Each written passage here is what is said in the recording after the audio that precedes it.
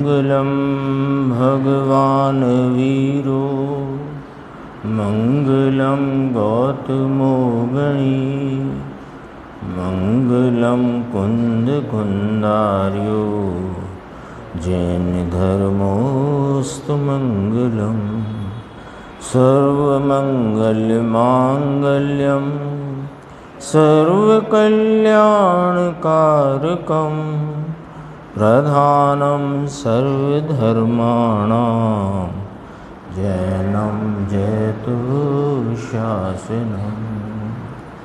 मैं नमो तीर्थनायक को, नमो ओंकार वाणी को, नमो उन कुंद प्रभु को जिन्होंने ओंकार धारण की। अहो उपकार जिनवर का, कुंद का दिव्य वाणी का, जिन कुंद ध्वनि दाता उनका हान स्वामी का।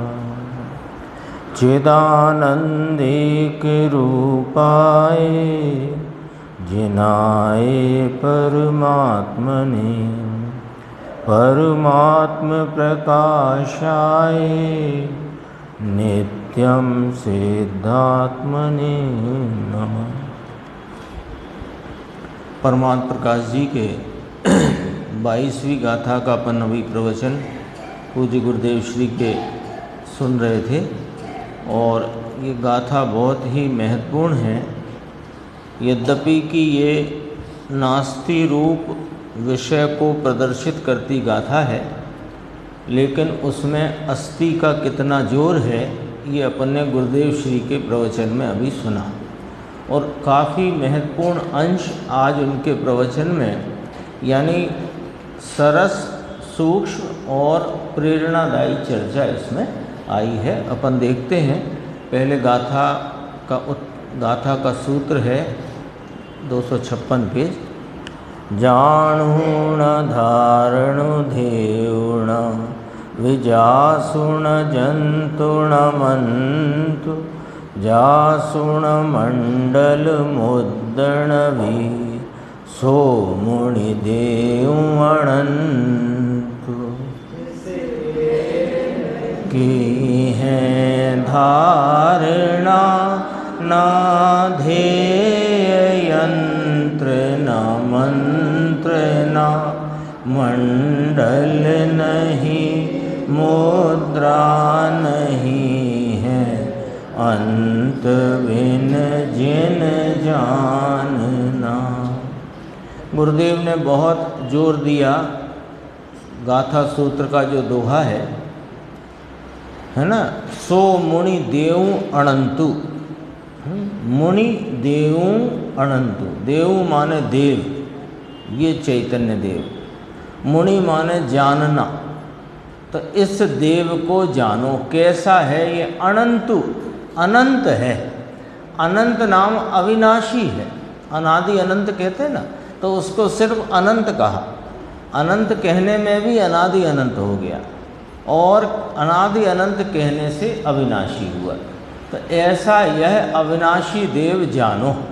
ये पूरी गाथा के 4 पदों में ये अस्थि रूप भाव है और उसकी ही चर्चा यहाँ पर की। देखो अपन इसकी उत्थानिका में कहा, अब धारणा ध्येय यंत्र मंत्र मंडल मुद्रा आदि, पेज नंबर आ गया 257 होगा, 256 ही है। धारणा ध्येय यंत्र मंत्र मंडल मुद्रा आदि व्यवहार ध्यान के विषय मंत्रवाद शास्त्र में कहे गए हैं। उन सब का निर्दोष परमात्मा की आराधना रूप ध्यान में निषेध किया है। अर्थात ये जितने भी व्यवहार ध्यान के स्वरूप आगम में कहे गए हैं वे धर्म ध्यान के लिए अर्थात अपने आत्म स्वरूप के आनंद रूप, शांति रूप, वीतराग निर्विकल्प ध्यान के लिए उनका निषेध है। ये वाली बात है। अन्वयार्थ देखते हैं। जिस परमात्मा के कुंभक, पूरक, रेचक नाम वाली वायु धारणादिक नहीं है। फिर कहा प्रतिमा आदि ध्यान करने योग्य पदार्थ भी नहीं है। कुंभक, पूरक, रेचक आदि ये योग नहीं होता, योग उसमें चलता ना। कुंभक, फिर पूरक सांस ले लेना, रेचक माने छोड़ देना आदि इत्यादि, वे ध्यान के प्रकार व्यवहार में कहे उनका निषेध है। उससे आत्मा का कोई लेना देना नहीं है, एक बात। दूसरा कहा प्रतिमा आदि ध्यान करने योग्य पदार्थ भी नहीं है। जिनेंद्र परमात्मा की प्रतिमा, उनका आकार प्रकार, वो कोई ध्यान की वस्तु नहीं है। वो तो इस शुद्धात्मा को जानने के लिए एक प्रतिबिंब या प्रतिछंद के स्थान पर है। आया ना समय सार जी में, प्रतिछंद के स्थान पर। तो उनसे क्या है कि उनसे बस इतना है कि जिनेंद्र परमात्मा का क्या स्वरूप है और उनका स्वरूप जानना और उनके स्मरण के लिए, उस स्वरूप के स्मरण के लिए प्रतिमा आदि उसमें निमित्त पड़ते हैं, बस इतना। लेकिन वो भी उनके स्वरूप को जानने में, लेकिन उनके स्वरूप को जानकर अपने स्वरूप को जानने की बात यहाँ कही गई है। कहा ना अंत बिन जिन जानना, ये अनादि अनंत अविनाशी। आगे कहते हैं जिसके अक्षरों की रचना रूप, स्तंभन, मोहन आदि विषयक यंत्र नहीं है, है ना। और अनेक तरह के अक्षरों के बोलने रूप मंत्र नहीं है। ओम का ध्यान करो, अभी गुरुदेव बोलते थे आसिया ऊषा, ये इसकी जाप दो तो उसमें आत्मा मिलेगा। कि आत्मा कुछ ऐसे नहीं मिलता है। कषाय मंद होती है और कषाय की मंदता संसार है।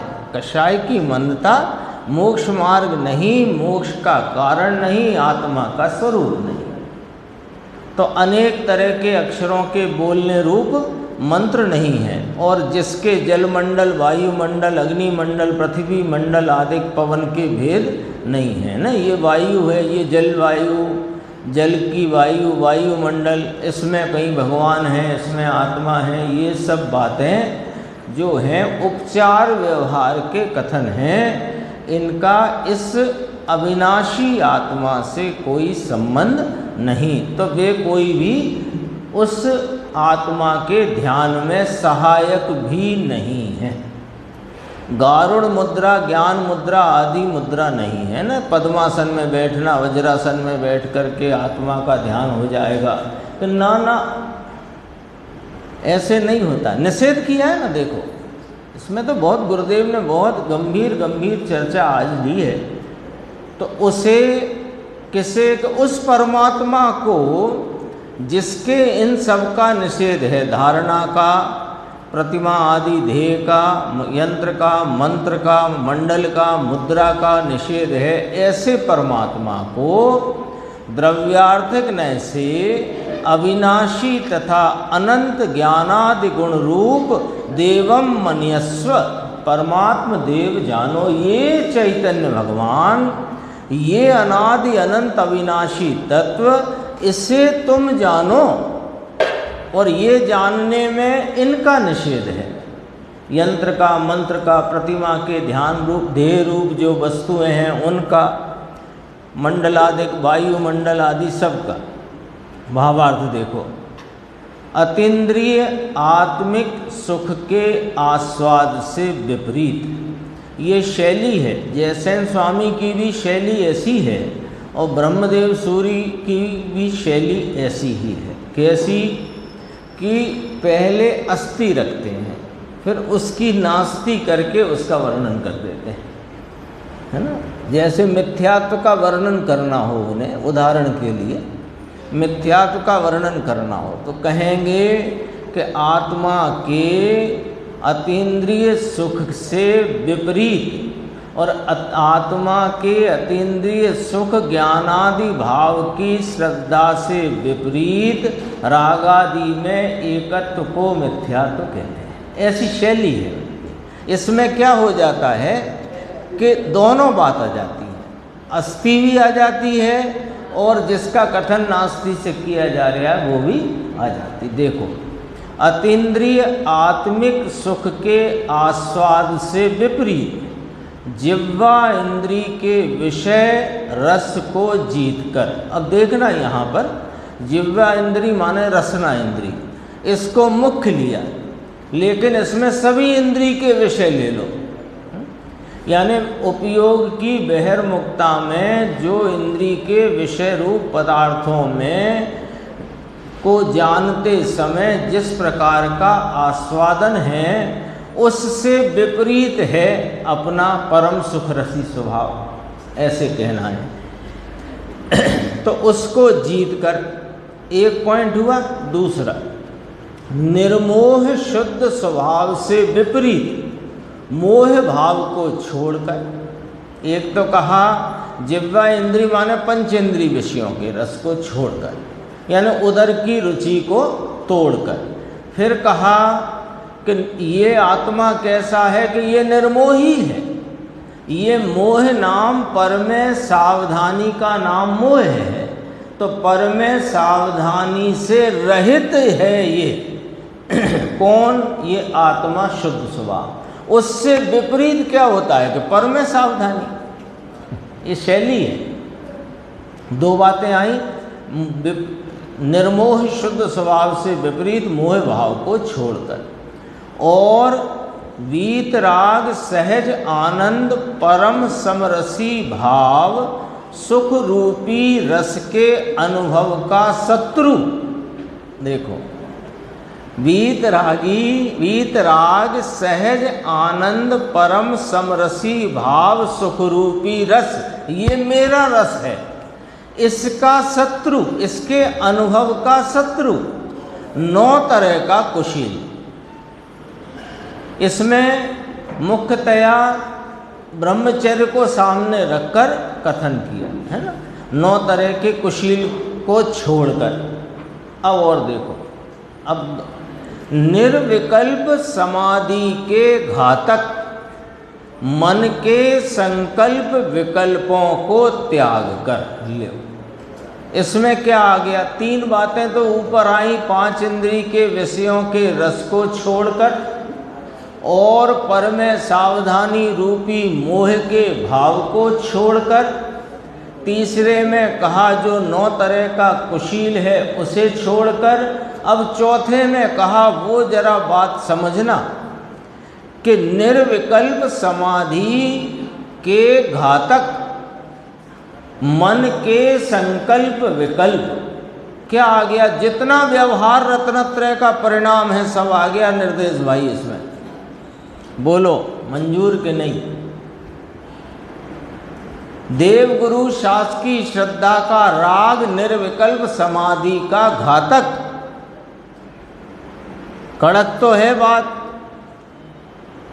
और कड़क नहीं होगे तो जीवन निकल जाएगा और असली माल हाथ में आएगा नहीं, और फिर कुछ समझो ये अवसर गया।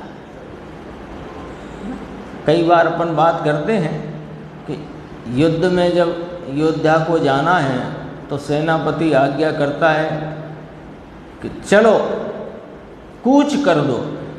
अब कूच कर दो तो वो जो योद्धाओं की फौज है वे अभी तो युद्ध भूमि 10 किलोमीटर आगे है, 20 किलोमीटर आगे है, तो वे वहीं से टाइट होके बैठते हैं कि अभी तो देर है, अभी तो चलने दो घोड़े को धीरे धीरे, अपन तो चलने दो। ऐसा तो नहीं है ना। तो यदि आत्मार्थी होकर इस आत्मा का अनुभव लेकर इस मोक्ष मार्ग में प्रवृत्ति इसी भव में करना है तो अभी से ही टाइट होकर, कड़क होकर के अपने को प्रारंभ करना पड़ेगा। देखो, निर्विकल्प समाधि के घातक मन के संकल्प विकल्पों को त्याग कर, हे प्रभाकर भट्ट, तू शुद्धात्मा का अनुभव कर।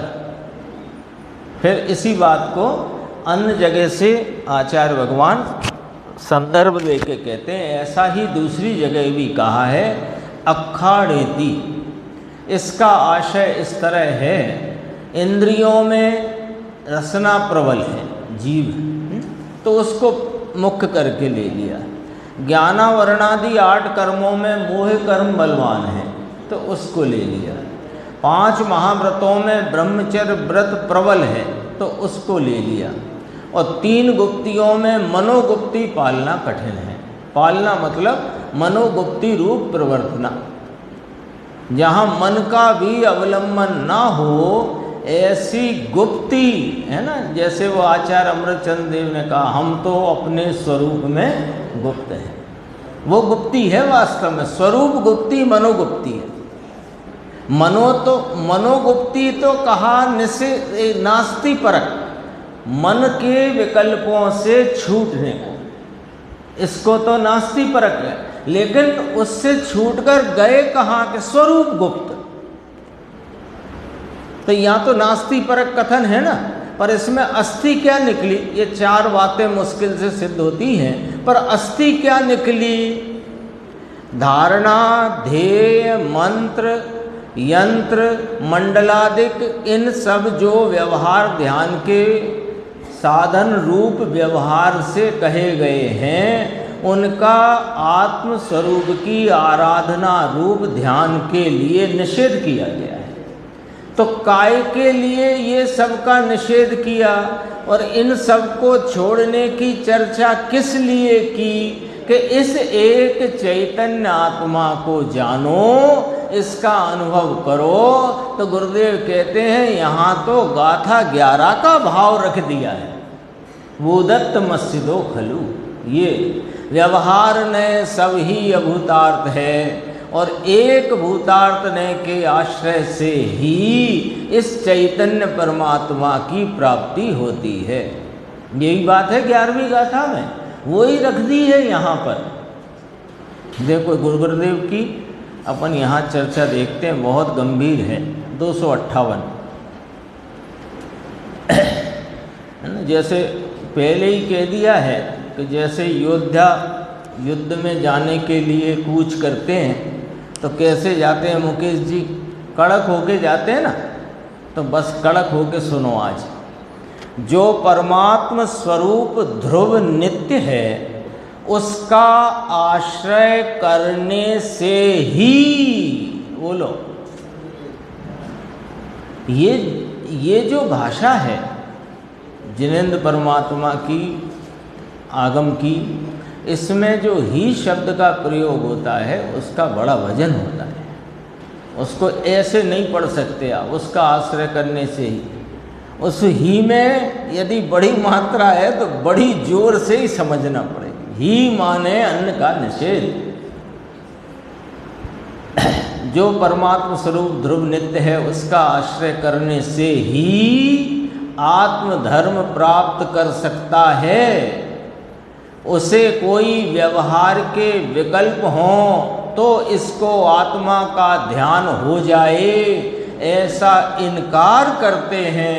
यहाँ सूक्ष्म बात है, 22 नंबर की गाथा में सूक्ष्म बात है। ऐसे पढ़ोगे तो लगेगी कि हाँ ठीक है, ध्यान, वो धारणा, ध्यान, वो धारणा, ध्येय, मंत्र तंत्र आदि का निषेध किया है। आत्मा को जानने की बात कही है, पर जानने की बात कितने वजन से कही है वो देखो। मुमुक्षु ने कहा कि यहाँ तो कह रहे हो आप, इनकार करते हैं कि आत्मा की आराधना में इन सब का कोई काम नहीं है, पर दूसरी जगह तो कहा ही है ना। इसी गाथा में कहा कि जो मंत्रवाद रूप आगम में कहे गए हैं, तो दूसरी जगह तो कहे हैं। तब गुरुदेव श्री का जवाब पकड़ना भी है इसमें सब लोग। अन्यत्र भी इनकार ही किया है। दूसरी जगह जो व्यवहार से इन व्यवहार भावों को ध्यान का साधन कहा, वो कैसे कहा? व्यवहार से कहा। तो व्यवहार से कहा का मतलब क्या निकला राकेश भाई? कि ऐसा है नहीं, फिर भी किसी प्रकार उपचार करके कहा गया है नहीं, तो वहाँ भी इनकार ही है। तुम उस इनकार को समझ नहीं पाते। क्यों नहीं समझ पाते? कि तुम व्यवहार के साथ जो ऐसा है नहीं का टैग बिना लिखा हुआ लगा रहता है, उस टैग को भूल जाते हो। वो जो पीछे साथ में लगा ही हुआ है, तो कहा उसे साधन कहा है, कि उसको साधन कहा है, व्यवहार से कहा है, उपचार से कहा है। व्यवहार से कहा है, अंकुर क्या मतलब होता है? कि है नहीं। देखो इसमें लिखा है नहीं, उसे निमित्त का सहचर देखकर साधन कहा है। 2 पंक्ति छोड़कर फिर मोक्षमार्ग प्रकाशक का गुरुदेव ने याद किया, तो यहाँ मूल बात जो ग्रीन हाईलाइटेड है देखना। निश्चय सम्यक दर्शन, वह तो स्वयं चैतन्य मूर्ति परम देव अनंत आनंद का नाथ भगवान उसके ध्येय और आश्रय से प्रकट होता है, उसे सच्चा संकित कहा जाता है।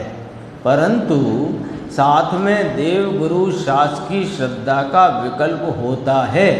सहचर देखकर उपचार से उसे संकित का आरोप दिया, व्यवहार से है नहीं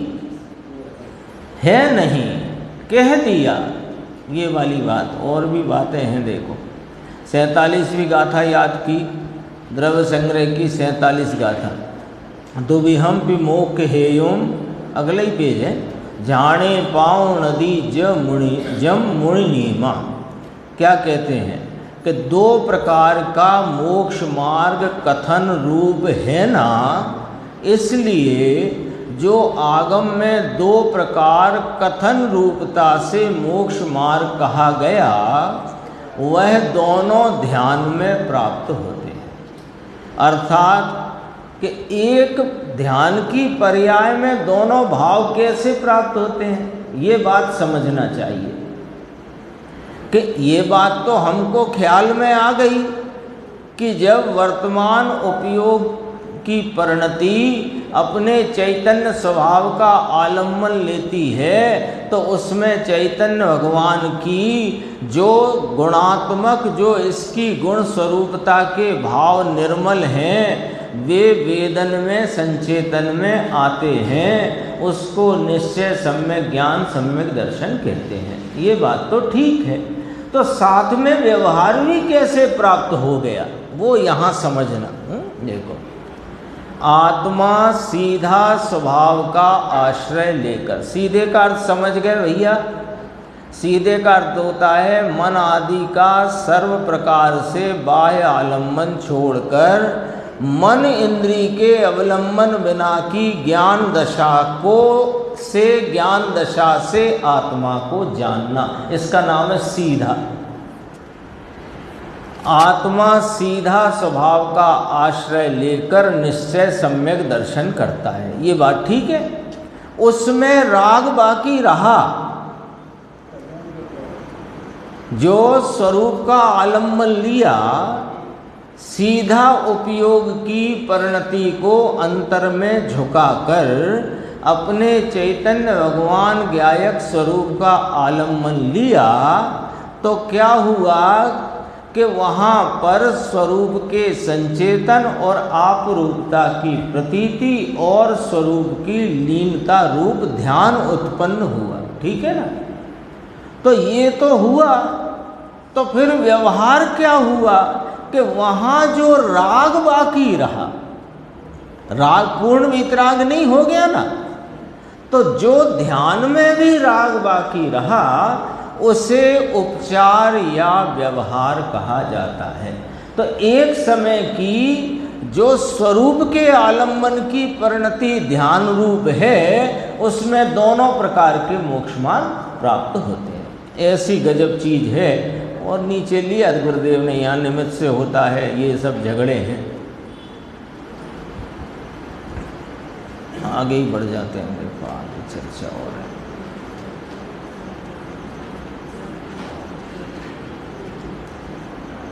पेज नंबर 262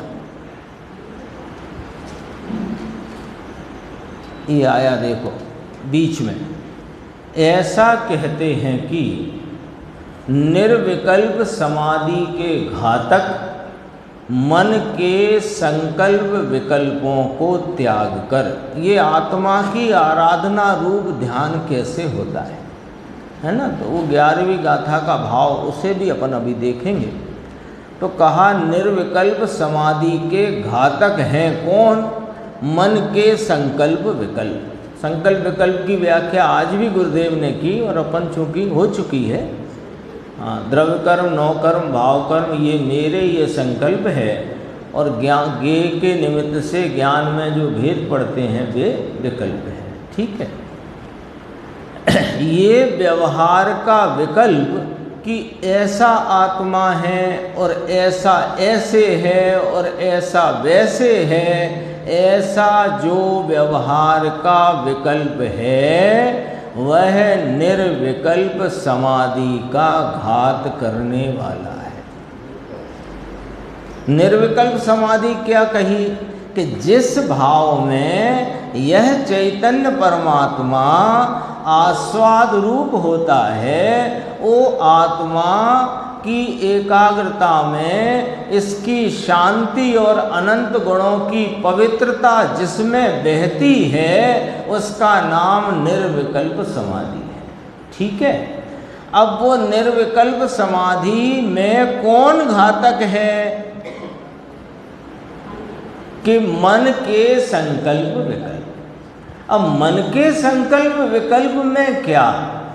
अरे ये अरिहंत भगवान ऐसे हैं, इनके अनंत चतुष्टय प्रकट हैं, ये इनका स्वरूप ऐसा है, इनका ऐसा है, इनका ऐसा है, और ऐसा ही मैं आत्मा हूँ, मैं भी शुद्ध आत्मा हूँ। जैसे ये प्रकट पर्याय में विराजते हैं, ऐसा ही मेरा त्रिकाल स्वरूप है। ऐसे विकल्प ये निर्विकल्प समाधि में घातक है। तो भगवान की जो भक्ति आरती कर रहे हो वो तो घातक है ही। थोड़ी गहराई से समझना पड़ेगा बात को। इसमें तो लिया ना, देखो गुरुदेव श्री ने ऐसा आत्मा है और ऐसा ऐसे है और ऐसा ऐसे है। अनेक प्रकार से आत्मा का भी अपन निर्णय करने जाते हैं कि नहीं जाते? तो निर्णय करने जाते हैं तो उसमें विकल्प उठते हैं कि नहीं उठते? आत्मा असंख्यात प्रदेशी है, ज्ञानादि अनंत गुणों का धारी है, इसके चप्पे चप्पे पर ज्ञान व्याप्त है, इसकी ज्ञान की परिणति वह प्रति समय अपनी उपयोग रूपता के कार्य से चल रही है, आदि इत्यादि सब विकल्प हैं ये। और ये विकल्प इस आत्मा की आराधना रूपी ध्यान में, निर्विकल्प समाधि में घातक है। तो होंगे कि नहीं होंगे विकल्प? कि वे विकल्प होंगे तो उन विकल्पों से आत्मा प्राप्त हो जाएगा, इस भरोसे मत रहना। ये विकल्प ही होंगे, आत्मार्थी को यही विकल्प होंगे। आत्मार्थी को ये विकल्प नहीं होगा कि 2024 में कौन प्रधानमंत्री बनेगा।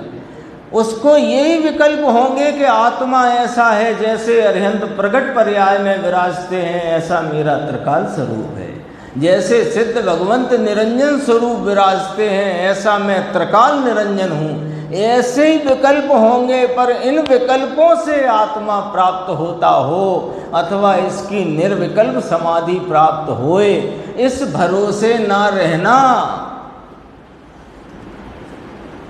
क्योंकि इस भरोसे रह जाओगे तो क्या होगा कि वो आत्मा की प्राप्ति का जो मूल उपाय है, जो उपयोग की स्वरूप सन्मुखता है, वो न कर पाओगे।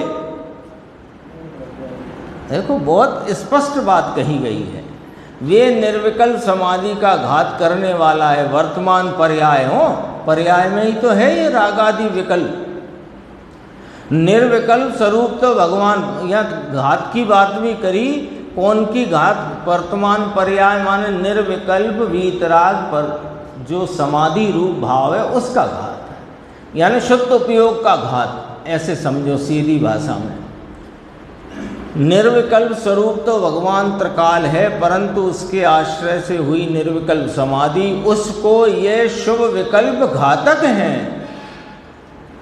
ऐसी बात है भाई देवचंद जी, ऐसी बात है, इसके ख्याल के ज्ञान पर तो बात ले इतनी अनुभूति होगी, उपयोग स्वरूप की सन्मुखता करेगा, वहाँ निर्मलता का आस्वादन होगा, पवित्रता का वहाँ पर संचेतन होगा और प्रतीति होगी, सब होगा। लेकिन पहले ये बात अपने ख्याल में तो रखो कि इन विकल्पों के भरोसे कुछ नहीं होगा। देखो ये आया 263 पेज। अनंतम देवम मन्यस्व, भगवान परमात्म स्वरूप ही प्रभु है, वह अनंत परमात्म स्वरूप, उसे अनंत कहा। इस गाथा में इस चैतन्य देव को, इस चैतन्य भगवान को अनंत शब्द से सूचित किया, अनादि अनंत अविनाशी, तो अनंत कहा। वह अनंत परमात्म स्वरूप उसे जान। ये तो समय सार 11वीं गाथा का विस्तार किया है। ये 22 नंबर गाथा परमात्म प्रकाश में 11वीं गाथा समय सार की रखी है। बोलो, वहाँ की भाषा शैली जुदा है, यहाँ की भाषा शैली जुदा है, लेकिन भाव एक का एक है। देखो ये तो समय सार 11वीं गाथा का विस्तार 11वीं में कहा है, भूदत्त मस्जिदो खलु, व्यवहार व्यवहार से वह नहीं मिलेगा। इसी में तो कहा मन के संकल्प विकल्प वीतराग निर्विकल्प समाधि में घातक है। वहाँ कहा व्यवहार में सब ही अवतार है, एक ही बात है। अब जरा देखना, यहाँ थोड़ा सा पॉइंट समझना है अपने को। ये तो हो गया भूदत्त मस्जिदो खलु, व्यवहार व्यवहार से वह नहीं मिलेगा। यह कैसे मिलेगा मुकेश जी, कैसे मिलेगा? ये मिलेगा अपने स्वरूप के आलम्बन मात्र से, है ना। फिर 12वीं गाथा में कहा, अब जरा जो सामने वाला पक्ष, मित्र पक्ष, जो इस बात को स्वीकार नहीं करते, वे क्या कहते हैं वो बात यहाँ देखो, और असलियत क्या है वो भी देखते हैं। 12वीं गाथा में कहा कि व्यवहार का उपदेश करना, इसलिए उसमें से ऐसा अर्थ निकालते हैं कि जो नीचे की भूमिका है, ठहरा जो अपरम भाव में व्यवहार से उपदेश है। देखो यहाँ लिखा है, जो अपरम भाव में है, निचली भूमिका वाले हैं, उनको व्यवहार का उपदेश करो। ऐसा है ही नहीं वहाँ भी। भगवान समझ में, अरे भगवान समझ में आया। सबको ये बात उठाते हैं ना, साहू जी ने दिल्ली में उठाया था 12वीं गाथा में, ऐसा कहा है। साहू जी थे ना पहले उस समय, शांति प्रसाद जी साहू, तो मुमुक्षु ने कहा व्यवहार देसीदा लिखा है साहब वहाँ पर। क्यों, क्या लिखा है? उसकी टीकाकार आचार्य अमृतचंद्र देव क्या कहते हैं वो भी तो समझो। तुम खुद ही क्यों सबके टीकाकार हुए जा रहे हो? जिस ग्रंथ को आचार्य कुंद भगवान ने रचा, जिसकी 1000 वर्ष बाद आचार्य अमृतचंद्र देव ने टीका करी, उस टीका से भी तो पूछ लो क्या कह रहे हो। एक शब्द लेकर व्यवहार देशिदा, तो व्यवहार देशिदा का मतलब तो समझ लो। हाँ देखो क्या लिया, ये टीका में क्या कहा है। व्यवहार उस समय माने जब उपयोग शुद्ध उपयोग नहीं है, तो उस समय जो पर्याय की अल्पता है, अशुद्धता है, उसे उस काल में, उस प्रकार में, उस समय को जानना प्रयोजनवान है। तदात्वे शब्द लिया है टीका में। आदरणीय तो ये एक ही वस्तु है, त्रिकाल वस्तु परम देव भगवान, परंतु व्यवहार है या नहीं उसे प्रश्नवाचक। कहते हैं अभी व्यवहार नाम अपूर्णता रागादि भाव है, तो अपूर्ण दशा है, अभी अशुद्धता है, शुद्धता के अंश बढ़ते हैं, अशुद्धता के अंश घटते हैं, उन सब का उस काल में जानना इस व्यवहार ने को प्रयोजनवान कहा है। जानने के लिए प्रयोजन कहा है, आदर करने के लिए प्रयोजनवान है, ऐसा नहीं कहा है। कहा कि भाई तुझे ऐसी गजब बातें शशि भाई, वहाँ तो ऐसा कहा, और ये निकाले कि निचली भूमिका में व्यवहार का उपदेश करो, है ना। जबकि किसी भूमिका में व्यवहार का उपदेश आत्म कल्याण के लिए करने का विधान जिन शासन में नहीं है, तो व्यवहार के ग्रंथ तो हैं, तो वो व्यवहार के ग्रंथ किसके लिए, व्यवहार का आगम किसके लिए, कि जिसने अपनी परिणति में अपने स्वभाव का आलम्बन लेकर जो दशा प्रकट की है, उसकी उस भूमिका में किस किस जाति के किस किस प्रकार के रागादि भाव हैं, इसका ज्ञान कराया। उपदेश उसका भी नहीं दिया है। उपदेश पूरी जिनवाणी में क्या है, अभी अपन क्रमबद्ध पर्याय का विषय चलता था, तब जिनाज्ञा की बात अपन ने करी, वहाँ आया ना जिनाज्ञा, तो वहाँ जिनाज्ञा में के क्या, जिनाज्ञा माने क्या, तो वो बहुत सरल सी बात है, निर्देश भाई को याद भी होगी। क्या है जिनाज्ञा माने, कि यह जगत में प्रत्येक आत्मा वीतराग स्वरूप है, उस वीतराग स्वरूप का आलम्बन लेकर परिणति में वीतरागता को प्रकट करो, और उस वीतरागता को बढ़ा करके पूर्ण वीतराग भाव को प्राप्त करो, ये जिनाज्ञा है। जिनेन्द्र भगवान की आज्ञा क्या, कि बस इतनी आज्ञा है कि जगत के प्रत्येक आत्मा वीतराग स्वरूप है, उस वीतराग स्वरूप का आलम्बन लेकर परिणति में वीतरागता प्रकट करो, उस वीतरागता की वृद्धि द्वारा पूर्ण वीतराग भाव को प्राप्त करो, बस इतनी आज्ञा है ना जिनाज्ञा। फिर क्या छोड़ो क्या नहीं छोड़ो सब उसके विवरण में आ गया। 7 तत्वों की बात सबने पढ़ी है, पाठशाला में भी पढ़ाते हैं, तो उसमें से उपादेय बता दो बस 7 में से, है ना। जीव आश्रयभूत उपादेय, संवर निर्जरा एक देश प्रकट करने योग उपादेय, मोक्षपूर्ण उपादेय। तो अभी हमने जिनाज्ञा में क्या कहा, अभी अपन ने जो जिनाज्ञा की चर्चा करी उसमें क्या आया, यही 3 तो आए। जीव तत्व आश्रयभूत, संवर निर्जरा माने परिणति में वीतरागता प्रकट करो, उसकी वृद्धि करो और पूर्णता की प्राप्ति करो, ये जिनाज्ञा है। इसमें क्या छोड़ दो कि तुम जहाँ पड़े हो उसे छोड़ दो, कहाँ कि अजीब रूप मानने में और आश्रम बंध की परिणति में, ये 2 छोड़ दो काम। हरे भगवान, ये बात लोगों के ऐसी लगे, पंडितों को तो फिर गुरुदेव कह रहे हैं आएगा। ये यहाँ तक का हॉल ले लेता हूँ मैं, फिर अपना हो ही गया विषय। तो वैसे ये ले ही लेते हैं, नहीं तो फिर वो कल इसका भूमिका नहीं बनेगी, कल 23वीं गाथा भी चलेगी। देखो पेज नंबर आ गया 264।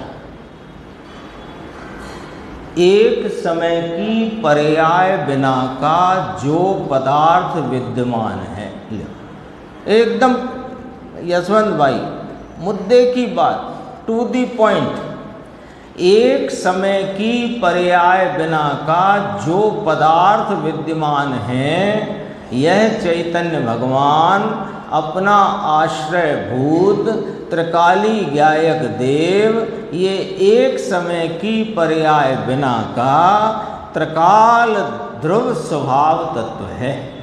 तो ये कहाँ है कि ये हर पर्याय में पर्याय भाव से भिन्न अपने द्रव्य रूपता से, ध्रुव रूपता से विद्यमान है। ठीक, उसे जानने के लिए पर की यानी अविद्यमान की अपेक्षा कैसे हो सकती है?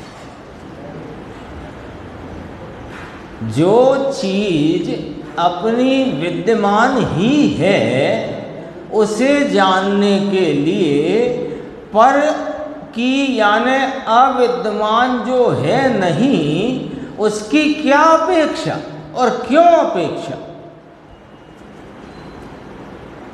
जब जो चीज है ही सही उसे जानना है। आपके घर में कोई चीज रखी है, 1 करोड़ रुपए का हीरा आपके घर में रखा है, घर में विद्यमान है। कब विद्यमान है? कि प्रति समय विद्यमान है। अब उसे जानना है तो एक काम करते हैं, अपन दिल्ली चलते हैं। तो दिल्ली क्यों जा रहे हो जब घर का हीरा घर में विद्यमान है? तो अपन और कुछ कर लेते हैं, तो अपन और कुछ कर लेते हैं। तो एक काम करते हैं, अपन एक विधान कर लेते हैं, अरे ये हर समय विद्यमान है ना, इसे जानने के लिए तुम्हें पर की अविद्यमान की अपेक्षा कैसे हो सकती है, क्यों हो सकती है, उसकी जरूरत क्या है? ऐसा स्वरूप है। देखो भगवान, अब जरा भैया बात अपने ऊपर आने वाली है, सब शांति से सुनना। अपने ऊपर माने अपनी भूल कहाँ है वो यहाँ पर बताने वाले हैं। भगवान तेरी महत्ता इतनी है, ऐसा कहते हैं कि तेरी महत्ता इतनी है कि हीन अवस्था के आश्रय से तू प्राप्त नहीं हो, ऐसा तू है। अभी वर्तमान में जो अवस्था है कैसी है? हीन है। इस हीन अवस्था के आश्रय से तुम आत्मा को प्राप्त कर लो, ऐसी आत्मा है ही नहीं। व्यवहार के विकल्प से भी तू प्राप्त ना हो, ऐसी तेरी महत्ता है। इतना महानतम जगत का तू पदार्थ है, इस महत्ता को तूने हीन कर दिया। ये अपना चैतन्य भगवान जो 3 लोक का सर्वोत्कृष्ट पदार्थ है, ये सबसे अधिक महिमावंत पदार्थ है। ऐसे महिमावान पदार्थ को जो कि हर पर्याय प्रतिपर्याय में पर्याय भाव से रहित अपने ध्रुव स्वभाव से विद्यमान है, उसकी महिमा छोड़कर क्षयोपशम ज्ञान की प्रकट एक समय की जो हीन अवस्था है उसके आश्रय से आत्मा मिले, ऐसा आत्मा ही नहीं है। और पराश्रय में उत्पन्न होते हुए मंद से मंद राग के आश्रय से ये आत्मा मिले, ऐसा ये आत्मा ही नहीं है। तो ऐसी महिमावान चीज की तो तूने हीन कर दिया।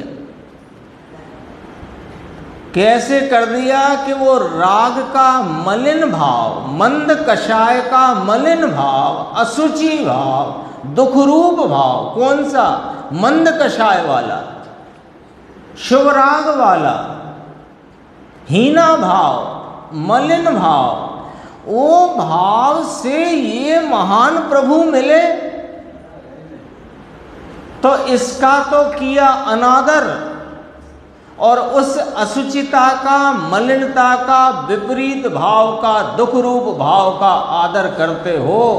तो यहाँ आचार्य परमात्मा कहते हैं तुम्हें आत्मा नहीं मिलेगा।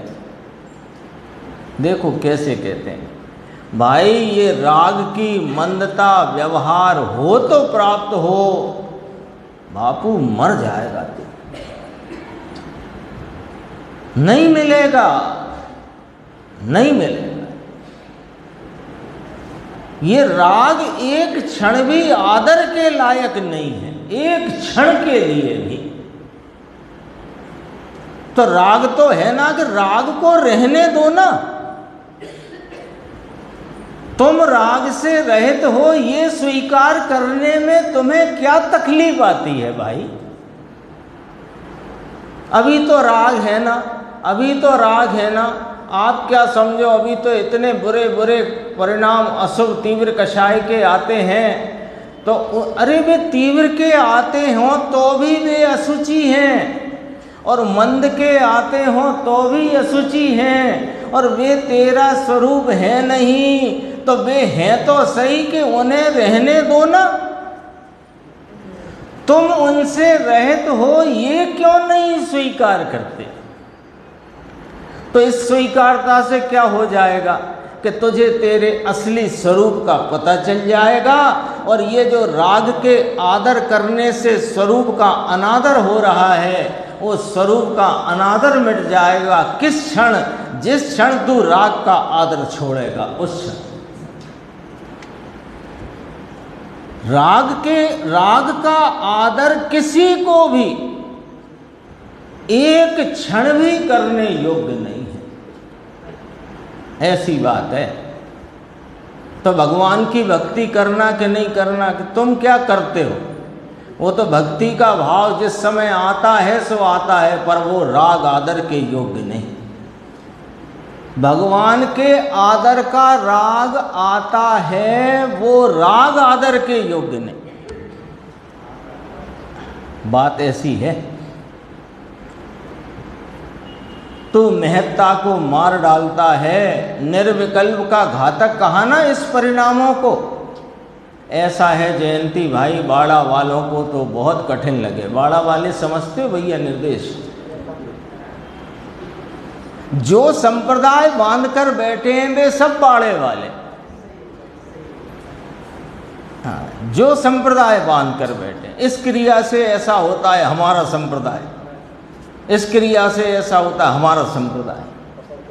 हाँ, संप्रदाय बनाकर जिनेंद्र परमात्मा का मार्ग तो छोड़ बैठे, और अन्य अन्य प्रकार से अपनी गाड़ी महावीर के नाम पर चला रहे हैं, और कह रहे हैं कि हम असली।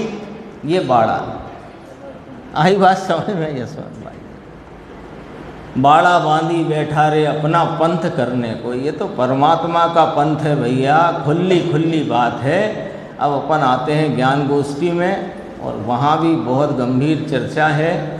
कल जो चर्चा चली थी उसको थोड़ा सा अपन ध्यान में लेकर आगे के प्रश्न में आते हैं। 509 नंबर का प्रश्न है जो अपन ने कल पढ़ा था। बस प्रश्न पढ़ रहे हैं कि श्रुत ज्ञान में ही नए क्यों होते हैं, अन्य ज्ञानों में क्यों नहीं होते, ये प्रश्न था। और इसके उत्तर में जो दो बातें आई थी मुख्य, बस अपन उनको देखते हैं। कि एक तो उसमें नए की परिभाषा आई थी, वो आज अपन फिर से थोड़ा ख्याल में ले लेते हैं।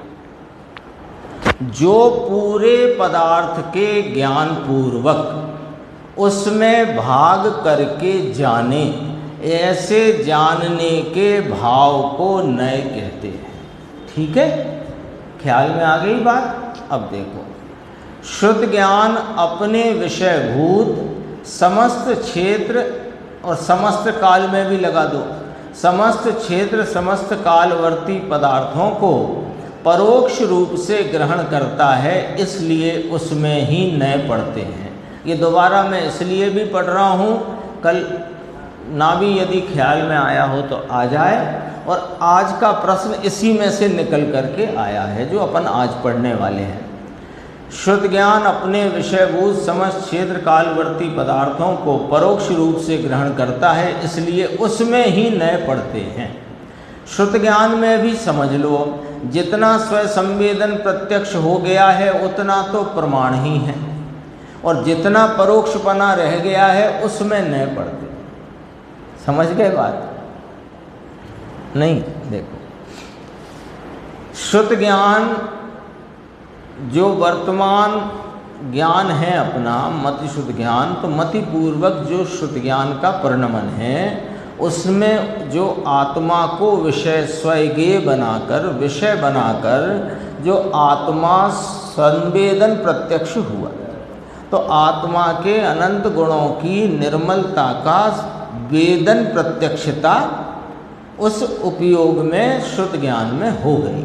उसे अपन दूसरे शब्दों में भाव शुद्ध ज्ञान भी कहते हैं, सम्यक ज्ञान भी कहते हैं। तो वो जो शुद्ध ज्ञान में आत्मा की वेदन संचेतन आस्वादन रूप प्रत्यक्षता आंशिक हो गई है। तो आंशिक प्रत्यक्षता वेदन प्रत्यक्षता हुई है, और अभी उसके प्रदेशों का और उसके गुणों की संख्या या गुणों के और भी गुण आदि हैं जिनके नाम भी नहीं मालूम, ऐसा अभी परोक्ष रह गया ना। तो जितना परोक्ष रह गया है उसमें नए पढ़ते हैं, और जितना वेदन में प्रत्यक्ष है वो प्रमाण रूप है। ये पकड़ना बात। भाव शुद्ध ज्ञान परिणमित हुआ ना, तो जितना वेदन में प्रत्यक्ष हुआ है उसे प्रमाण जानना, अनुभव प्रमाण। और जितना भाव अभी परोक्ष है, जैसे केवली भगवान आत्मा के प्रदेश आदि उनको प्रत्यक्ष है, बस इस एक पे से ही समझ लेना। तो इसको अभी आत्मा के प्रदेश आदि परोक्ष हैं, तो उनमें नए पढ़ेंगे। क्या? अरे प्रमाण कहते ही नयों के, दोनों नयों के एक साथ, दोनों नयों के विषय को एक साथ जानना प्रमाण है। ये तो आ गई बात अपनी, और आ जाएगी, कोई बात नहीं है। प्रमाण मान, प्रमाण में नए नहीं पढ़ते, नहीं, प्रमाण है ही नए स्वरूप। एक वस्तु जिसके सभी भावों का एक साथ जानना हो, इसका नाम प्रमाण। और उसी जानी हुई वस्तु के एक भाग को जानना, इसका नाम नय। अभी पढ़ा अपन ने। देखो, ये जितना प्रत्यक्ष हो गया उतना प्रमाण है, और जितना परोक्षपना रह गया उसमें नए पढ़ते हैं। ये हो गई ना स्पष्ट अब बात। अब देखो, शुद्ध ज्ञान सर्वथा परोक्ष ही नहीं है, स्वयं संवेदन में वह आंशिक प्रत्यक्ष भी है। ऐसे स्वयं संवेदन पूर्वक ही सच्चे नए होते हैं।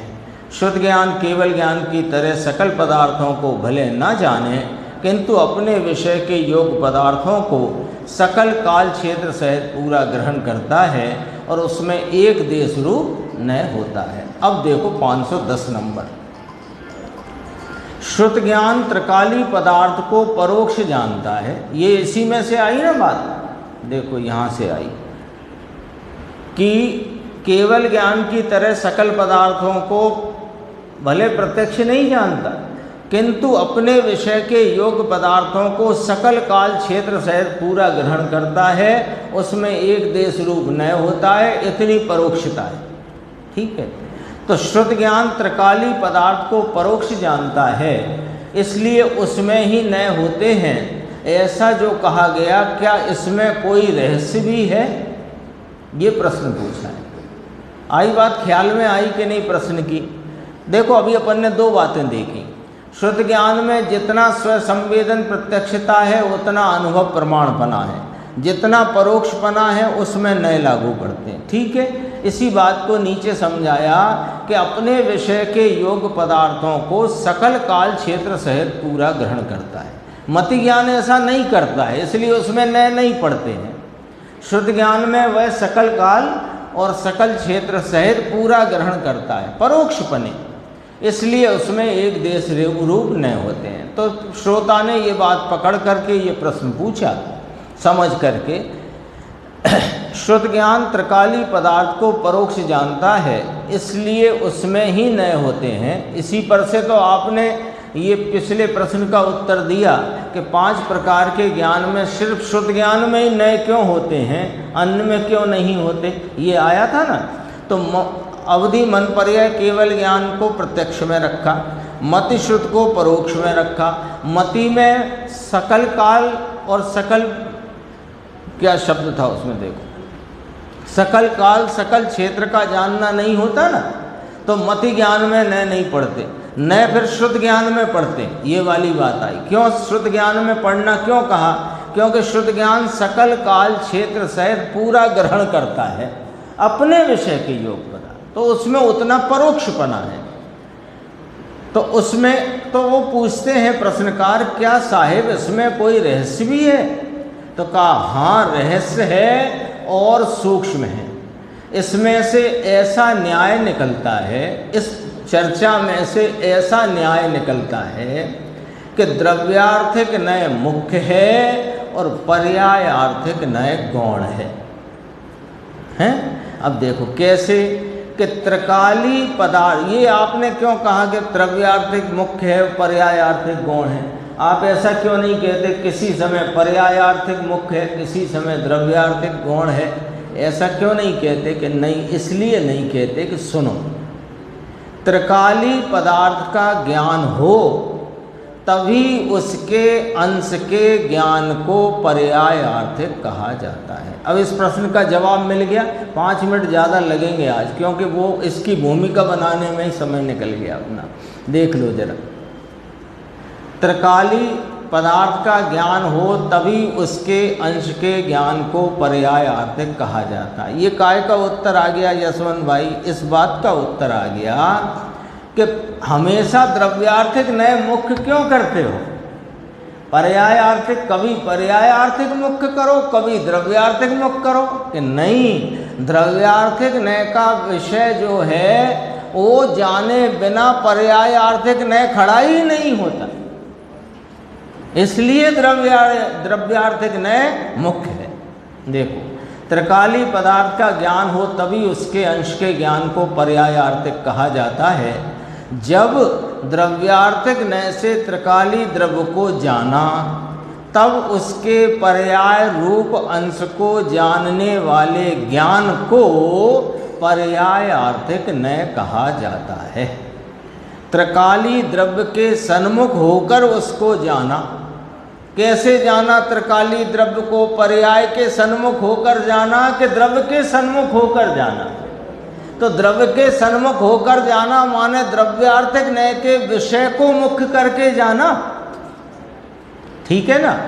तो त्रिकाली द्रव्य के सन्मुख होकर उसको जाना, तभी उसके अंश के ज्ञान को, उस द्रव्य का जो पर्याय अंश है उसको जानने को व्यवहार नय या पर्याय आर्थिक नय कहा गया। त्रिकाली के ज्ञान बिना अंश का ज्ञान रूप व्यवहार नहीं होता। हाँ, ये अध्यात्म पद्धति की चर्चा जो चलती थी परमार्थ वचन का में, द्रव्य सो निश्चय पर्याय सो व्यवहार, यहाँ वही वाली बात लगाना है। द्रव्य सो निश्चय पर्याय सो व्यवहार। तो द्रव्य को जाने बिना कोई पर्याय को भी नहीं जानता है।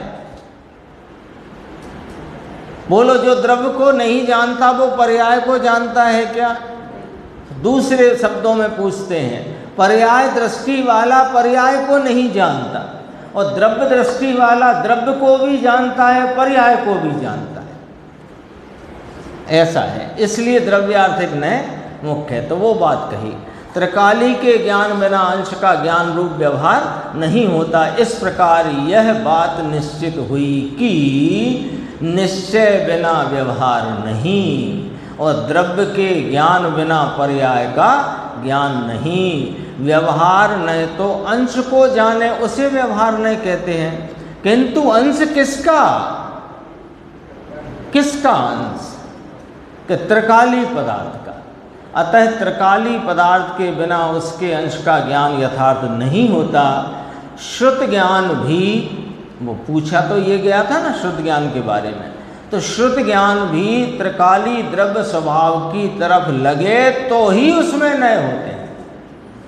त्रिकाली के ज्ञान बिना मात्र पर्याय को अथवा भेद को जाना जाए तो वहाँ क्या हो जाता है? देख लो, पर्याय बुद्धि का एकांत हो जाता है, मिथ्यात्व हो जाता है, उसमें नय नहीं होते।